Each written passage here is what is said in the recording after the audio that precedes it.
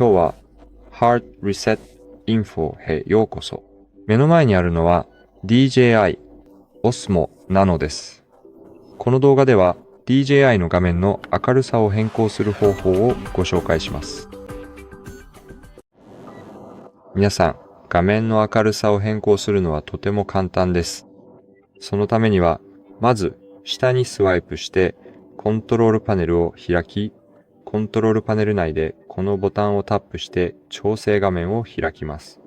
ここで画面の明るさを調整できます。以上です、皆さん。この動画が皆さんのお役に立てれば幸いです。少しでも参考になれば嬉しいです。もしそう思っていただけたら、ぜひこの動画にいいねとコメントを残してチャンネルの応援をお願いします。それでは、さようなら。